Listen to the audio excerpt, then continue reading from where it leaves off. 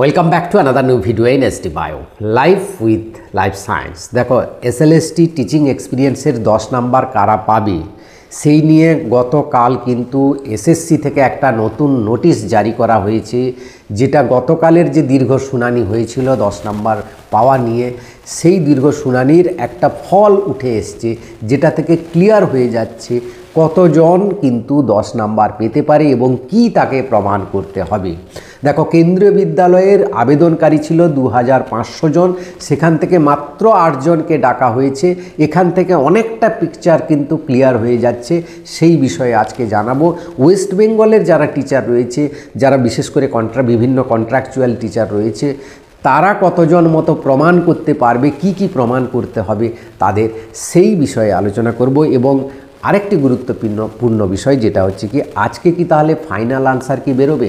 কারণ এসএসসির তরফ থেকে জানা গেছিল বিভিন্ন সংবাদ মাধ্যমের মাধ্যমে যে আগামী শুক্রবার 7 নভেম্বর এসএসসির একাদশ দ্বাদশের রেজাল্ট। তাহলে আজকে কি বেরোবে না আগামীকাল বেরোতে পারে, এই নিয়ে আলোচনা করব। ভিডিওটা অবশ্যই শেষ পর্যন্ত দেখো, ভালো লাগলে লাইক করে বন্ধুদের শেয়ার করে দিও, চ্যানেলে নতুন হলে চ্যানেলটা সাবস্ক্রাইব করে দিও।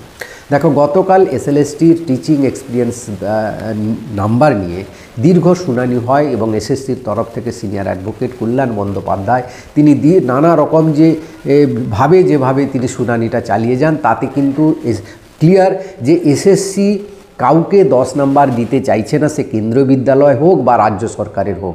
কাকে দিতে চাইছে অনেকটা ক্লিয়ার হয়ে গেছে যে 2016 সালের যারা যোগ্য শিক্ষক তারাই শুধু পাবে, আর কাউকে দিতে চাইছে না। তাই 2500 জনের মধ্যে মাত্র 8 জনকে ডাকা হলো। নোটিফিকেশানটা তোমরা দেখতে পাচ্ছ।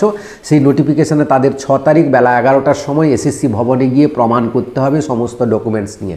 কি প্রমাণ করতে হবে সেটা ভালো করে খেয়াল করো।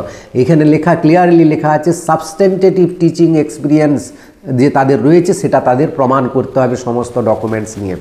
সাবস্টেন্টেটিভ টিচিং এক্সপিরিয়েন্স আমি আগেও অনেকবার বলেছি, এটা কিভাবে প্রমাণ করা যায়।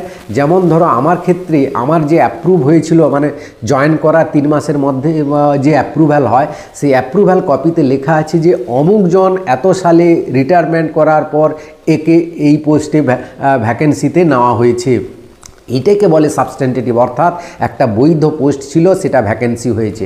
যেমন ডেপুটেশনে যারা কাজ করেছে তাদের ক্ষেত্রে অ্যাপয়েন্টমেন্ট লেটারে দেখবে তাদের লেখাই আছে যে অমুকজন বিএড করতে যাওয়ার বা ডেপুটেশনে যাওয়ার জন্য ভ্যাকেন্সিতে অমুকজনকে নেওয়া হলো এত মাসের বা 1 বছর বা 2 বছরের জন্য। এরকম কিন্তু যাদের লেখা আছে তারাই কিন্তু বৈধভাবে প্রমাণ করতে পারবে। এবং এই যে 8 জনকে ডাকা হলো কেন, সবাই 2500 জনকে ডাকা হলো না, কারণ এসএসসির কাছে এত সময় নেই এত ডকুমেন্টস ভেরিফিকেশান করার জন্য। তাই এদেরকে স্পেশালি এই 8 জন আবেদন করেছিল কোর্টে বলে কোর্ট এদের অর্ডার দিয়েছে এই 8 জনের অন্তত ডকুমেন্টস ভেরিফিকেশান। কিন্তু এই 8 জনে কি সবাই কি ডকুমেন্টস এক্সপিরিয়েন্সে 10 নাম্বার পেয়ে যাবে? তাদের প্রমাণ করতে হবে যে তারা বৈধ পোস্টে চাকরি করে, তবেই তারা পাবে, না হলে কিন্তু এই 8 জনের মধ্যে একজনও নাও পেতে পারে। এবার দেখো, আমরা যাকে কন্ট্রাকচুয়াল টিচার বলছি, স্কুল লেভেলের পার্ট টাইমার যারা, তারা কিন্তু কোনো বৈধ পোস্টে জয়েন করে না, তাদের অ্যাপয়েন্টমেন্ট লেটার এরকম নেই। এবং সেই বৈধ পোস্টের অ্যাপয়েন্টমেন্ট লেটার কার হতে হবে? আমি যে বললাম ডিআই থেকে অ্যাপ্রুভ হতে হবে, আমাদের কপিতে ডিআইয়ের সাইন রয়েছে, সেই ডিআই থেকে অ্যাপ্রুভ্যাল লাগবে, তবেই সে বৈধ পোস্ট, না হলে কিন্তু বৈধ পোস্ট নয়। বা কোনো সরকারি লেভেল শিক্ষা দপ্তর থেকে বা এসএসসির নিজের থেকে যে বৈধ পোস্ট ক্রিয়েট হয়, বা কারোর অ্যাপ্রুভ্যালে হয়তো কারোর নাম নেই কিন্তু এটা নিউ ক্রিয়েটেড পোস্ট হয়েছে, সেই নিউ ক্রিয়েটেড পোস্ট মানে সেটা একটা বৈধ পোস্ট হলো। কিন্তু হেডমাস্টার লিখে দেবে এক্সপিরিয়েন্স 10 বছর কি 5 বছর হয়েছে, সেটা হবে না, সেটা কি কমপক্ষে ডিআই লেভেলের ক্ষেত্রে লেভেলে হতে হবে। তাই কেন্দ্রীয় বিদ্যালয় থেকে যারা রয়েছে তারা যে সেখানকার প্রিন্সিপাল বা সেখানকার হেডমাস্টারের যে এক্সপিরিয়েন্সের সার্টিফিকেট দেখাবে, সেটা কিন্তু বৈধ হবে না, সেগুলো সব বাতিল হবে। যারা তাদের যে বোর্ড রয়েছে, অথরিটি রয়েছে কেন্দ্রীয় বিদ্যালয়ের, তাদের যদি কোনো এক্সপিরিয়েন্সের মানে তার অ্যাপয়েন্টমেন্ট লেটার দেখাতে পারে, তবেই সেটা বৈধ পোস্ট হবে। সেক্ষেত্রে কিন্তু কোনো পার্ট টাইমার নয়। আর প্যারা টিচার তারা কিন্তু বৈধ পোস্ট, কারণ প্যারা টিচার সেটা সরকারি লেভেল শিক্ষা দপ্তর থেকে সেটা নোটিফিকেশান হয়েছিল এবং তারা জয়েন করেছিল। কিন্তু একজনও প্যারা টিচার কিন্তু 40 বছরের মধ্যে আর নেই, তারা কেউ পরীক্ষা দিতে পারেনি, তাই তারাও কিন্তু পাওয়ার মুশকিল রয়েছে। হ্যাঁ, তাই এই ব্যাপারটা কিন্তু যথেষ্ট গুরুত্বপূর্ণ যে আমি যে বৈধ পোস্টে কাজ করেছি সেটা প্রমাণ করার জন্য যে ডকুমেন্টসগুলো দরকার সেই ডকুমেন্টস কিন্তু যারা এমনি টিচার বা করছে তারা কিন্তু প্রমাণ করতে পারবে না। সেটা সব যারা যোগ্য টিচার রয়েছে তারাই প্রমাণ করতে পারবে, বা যারা মানে এসএসসির থেকে যারা জয়েন করেছে তারাই মাত্র প্রমাণ করতে পারবে।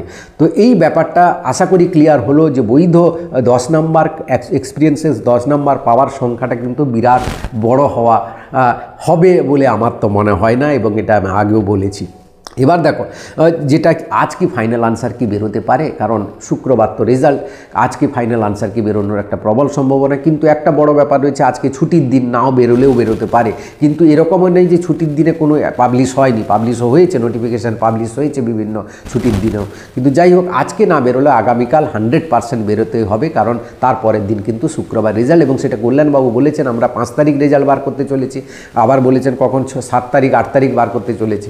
তো রেজাল্ট 8 তারিখ তো আবার শনিবার ছুটির দিন, এসএসসি অফিস ছুটি, তাহলে 7 তারিখ রেজাল্ট বেরোবে। আর 7 তারিখ যদি রেজাল্ট বেরোয় সেটা বৃহস্পতিবার কিন্তু ফাইনাল আনসার কি বৃহস্পতিবারের মধ্যে বার করতে হবে। তো এই ছিল আজকের ভিডিওটা অবশ্যই লাইক করে সবাইকে শেয়ার করে দিও। Thank you for watching.